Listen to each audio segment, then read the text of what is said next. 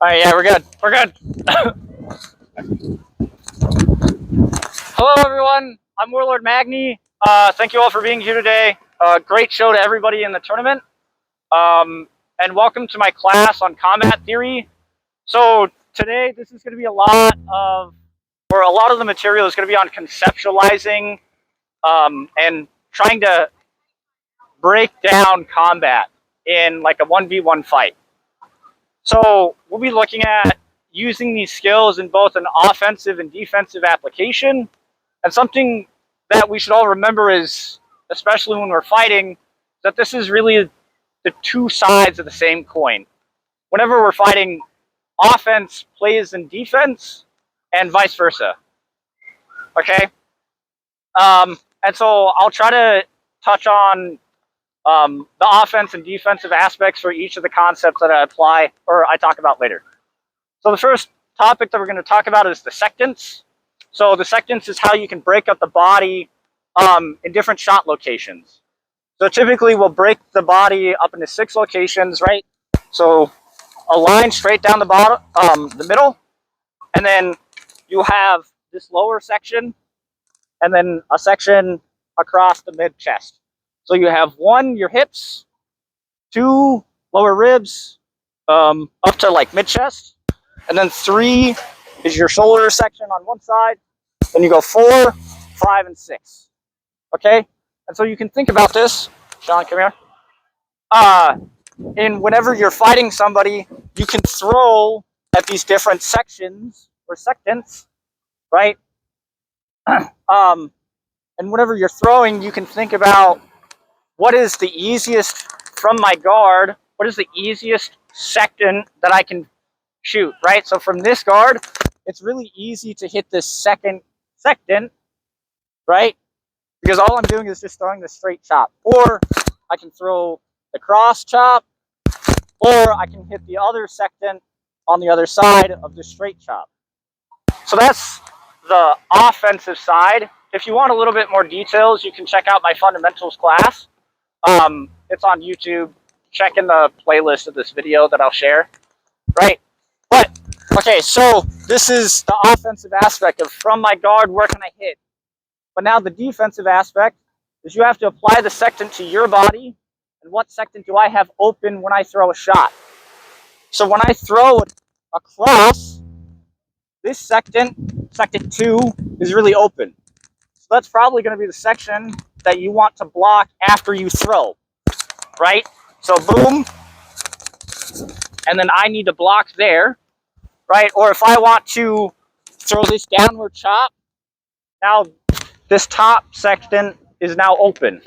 So I got to block that, right? So when you're thinking about and conceptualizing where you want to throw, you need to think about, all right, I throw this shot, what am I leaving open?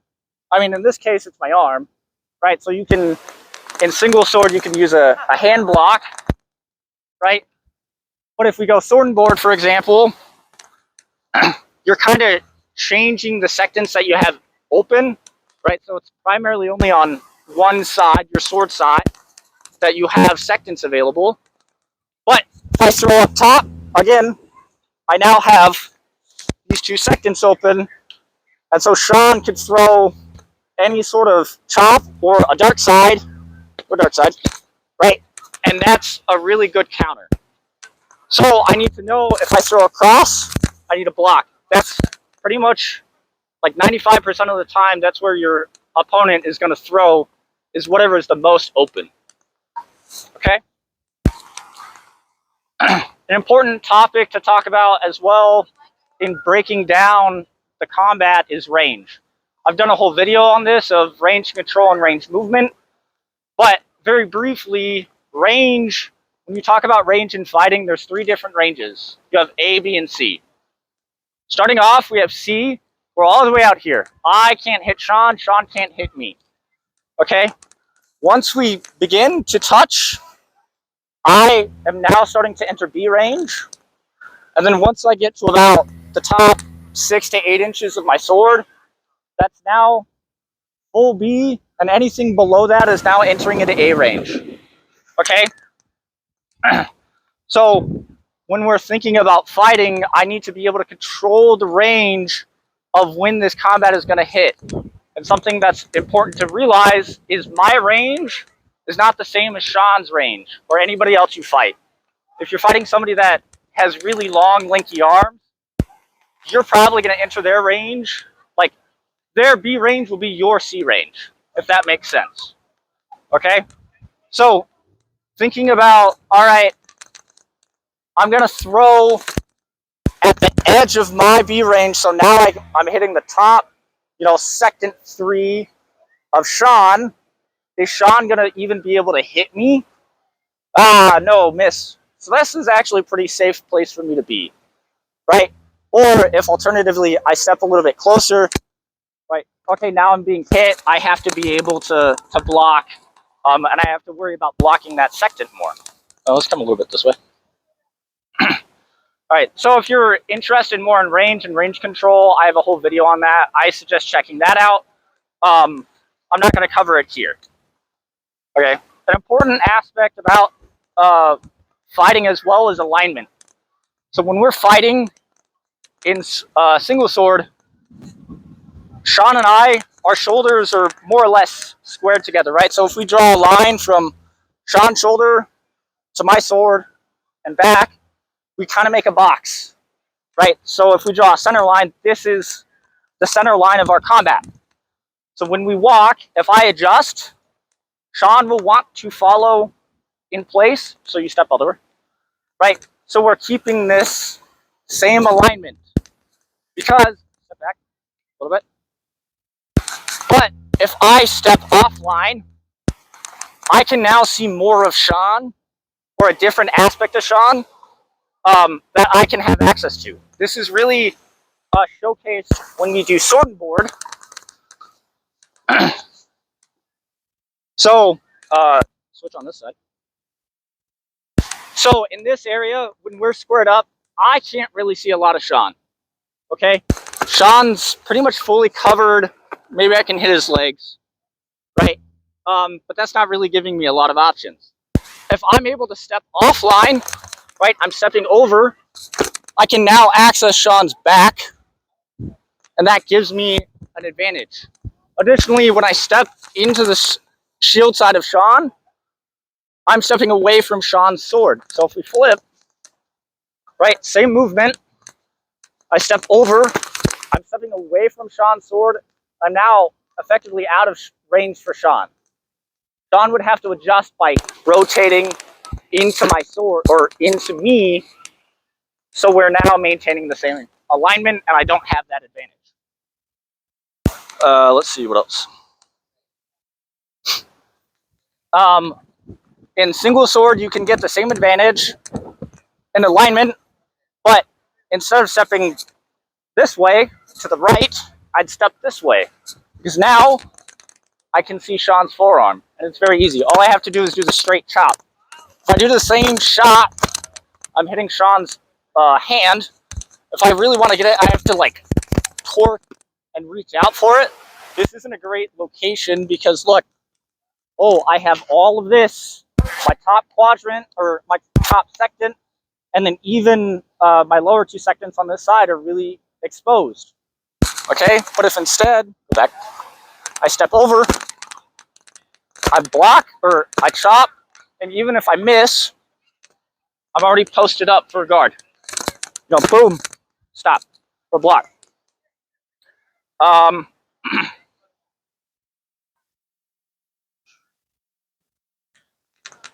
Okay, so that's alignment in a nutshell. You typically, you basically have this center line, and stepping offline, you're able to change what you're seeing against your opponent. Additionally, when we talk about fighting, we can talk about lanes. Okay, so a lane is whether or not you're on the inside or the outside of your opponent's sword. Typically, when we're fighting single sword or Florentine, we want the inside lane. A lot of Amp Guard likes to fight on the inside lane So come over. You want the move over. You want the inside lane because you get these really nice kill shots, right? I can work all up on this inside area of Sean's body, and those are all kill shots. Alternatively, if you're on the outside lane, you're mostly stuck with arm snipes, but if you're lucky, you can get the hips, right? These lower two sextants, okay? I mean, this even applies when we're like hand matched. Let's go to the other side. Right, same concept. If I have the inside, I can now begin to hit Sean. I mean, if I throw this straight chop against Sean when we're hand matched like this, I'm able to hit Sean, and I'm also blocking Sean from being able to recover and hit me, right? But if we now flip, the best shot I really have is this arm snipe, or maybe I can do a hip scoop. Okay, but even if I do this hip scoop, I'm exposed. So something to be conscientious of. One thing that I really like to do in single sword when fighting is I'll do this high mid guard, and what's happening here is I'm actually shutting down lanes. So when I have this mid guard, it doesn't really matter. Like, the lanes are these parallel planes between us on either side.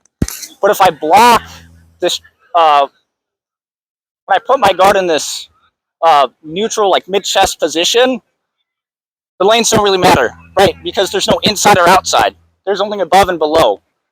But to be conscious, something to be conscious if you try to use this mid guard, is now my lower quadrants, my hips, they're exposed. Or sextants, sorry. Right, because now it's really easy for Sean to hit my hip, right? I have to bring the sword all the way down to do the block, right? So you're changing the area that your opponent can strike. Going a little bit further, like an extension of the concept of lanes is the concept of cone theory. And so cone theory is the idea of wherever your weapon is, you have these cones of access that you can hit. In basic concept, right? Because when you're fighting, it's not like lanes is just straight up and down. It's a vertical plane of combat, but we never just start doing this. That's too much of a simplification. Rather, there's really these cones, right? Because I can throw in this area. So it's really a 3D extension of what lanes are. It's also more appropriate to think about the striking surface. All right. Additionally, one important aspect that lanes don't incorporate is the concept of stabs. Right. So with a cone, I have this area of attack that I can hit. Right. And I can also now stab in that location. Right. So anywhere within this cone is an area that I could potentially stab Sean. Ideally, there's like an optimum area within your cone that you want to be, right? So when I'm in late C, I have the most access to the widest, well, somewhat the most access, right? So I can access about, move your sword. No, like drop it. Right, so I can access pretty much all of this on Sean at the change of my B to C range. But once I go into mid B, I can now access all of Sean's body. But with that concept, you can now think about the defensive aspect of you can grab your sword. Sean can now block or choke up my cone. So if I have a high guard, I now have to, what ends up happening with Sean is this center plane, anything that is coming in this vertical direction is shut down. So if I have a high enough guard, I'm going to shut down all of these vertical shots, and I'm going to force Sean to hit low, right? And so that may be part of my strategy if I want Sean to hit low, right?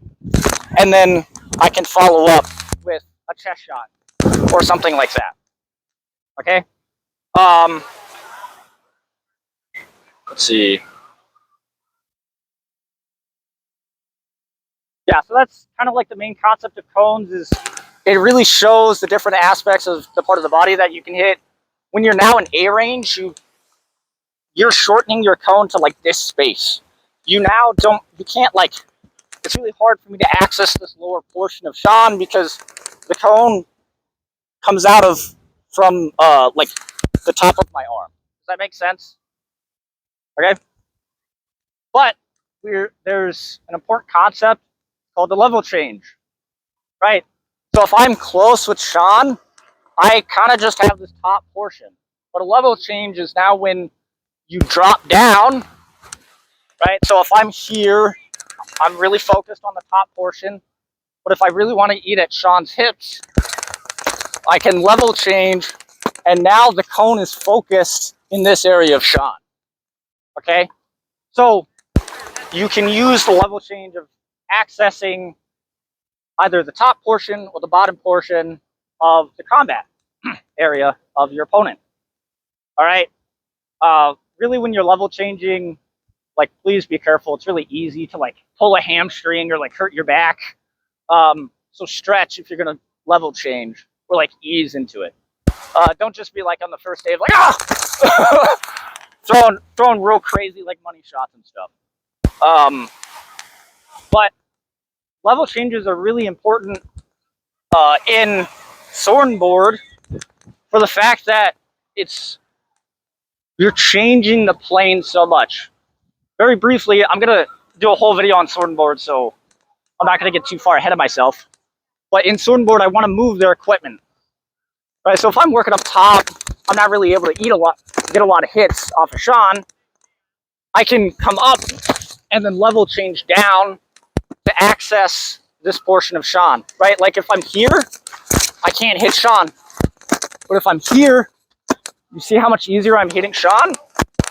I'm not even doing anything but changing my level, right? And it works the same way on the other hip. Okay? Let's see. This is also somewhat of a concept you can kind of apply to fighting legged. Granted, when you're legged, you're not changing levels, but you can think about it the same way. If I'm legged, come here, come closer. If I'm legged, the primary cone is right here for me to attack Sean. So if you're legged and you're fighting a full up opponent, don't try to hit their shoulders because that's really far out of reach and you're exposing your arm. Try to hit their hips. Try to hit what's accessible to you because it's easier to hit. That's the main components that I'm going to talk about with level changes. You can implement them in Florentine, in single sword, or sword and board, really any of your fighting styles to access different shot locations that you normally don't have access to. Actually, we need the shields. One of the last things I'm going to talk about is the angle of attack. Okay, so the cones are nice, right? It tells me where I can throw, what's accessible, but it doesn't capture everything. The angle of attack is really important because, okay, technically Sean's shoulder is accessible to me, but if I throw like this, the straight chop, there's no way in hell I'm ever going to hit Sean's shoulder. I need the right angle of attack. My sword is going away from Sean, right? But if I need to hit Sean, I actually need to torque out to be able to hit in this alignment, right? So I have to go and bend my sword over. I mean, going like this is really hard, going to be hard to get off. You're going to have to implement a lot of the things that I just talked about. You're going to need an offline step, and then you need to change your angle of attack to hit. I mean, maybe I can now get it like this, but look at how much different it is if I just flip. I'm able to eat so much more, whereas if I'm like this, it's really easy to be blocked off by Sean's guard. Also, same thing, switch. Thinking about hitting that sword side, or that shield side, sorry. Face me a little bit more. No, like, shift. Yeah, just so it's easier for me to hit you. Right, if I'm throwing these chop shots, my sword is going away from Sean. Right, my angle of attack is diverging from his body. You need to position the sword so it's more pointed to his body. I mean, I'm probably not hitting right now, but now I can. Right, your sword needs to be pointed towards their body to be able to hit. That's pretty much the basics of angle of attack. Right, even if we go to sword, single sword, right, the same concept applies. So in this guard, if I throw this straight chop, there's no way I'm going to hit Sean's forearm. Again, my sword is diverging away. The angle is away from Sean. If I flip, I'm now able to hit Sean. Again, like, these concepts apply to the hip shot. So even if Sean blocks the hip, if I come up like this, again, sword's pointing away. If I come over, I'm, maybe able to snipe the arm. If I'm lucky, I can get the hip, or, I can get it on the inside. Your sword needs to be pointed to where you're trying to hit, okay? It doesn't matter if you can outspeed your opponent, by an order of magnitude. If your sword's not pointed in the right direction, it's never going to hit him, okay? The last concept that I'm going to talk about, let's move a little bit this way, is timing. This is more a live action sort of concept. So if this is really common in sword and board, is we'll be fighting, right? And everybody's favorite shot in sword and board is the high cross. And it's really easy for people to get into this like TikTok sort of situation where I throw, and then Sean will throw the high cross, and then I'll throw, and then, we're like in this loop. But what can happen is if we catch somebody in a pattern, this is what all timing is recognizing patterns, is if I throw and then Sean goes to return, Sean is going to expect me to return, right?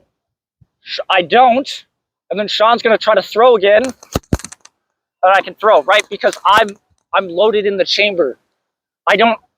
Sean's expecting me to throw, I'm not throwing, or, you can throw alternatively. He's expecting a high cross, sorry. He's going to expect a high cross here. I'm going to throw a hip or something else, right? But the basic concept of timing is, your opponent's going to throw in a very rhythmic motion, and you break that time, you interrupt that pattern, and you catch them at their most vulnerable moment, okay? Does that make sense? All right. Well, again, this is all very, like, conceptual and basis. I don't expect anybody to just be like, oh, now that I know timing, I'm going to, like, be the best on the field. You're going to have to think about your body. Think about, okay, when I walk into this engagement, all right, we have this alignment. Where should I move? Okay, all right, I want to hit that side. I'm going to step over. Okay, now I can access it. But am I in range? Okay, you have to take these individual concepts and begin to think about how you're fighting, what you're exposing, if there's any patterns that you're making, and so on and so forth. So that's pretty much the class. If anybody has any specific questions, I'm happy to answer them afterwards. Thank you all for being here, and I look forward to the next class on my Newb to Warlord series. Thanks, guys. Thanks, Sean.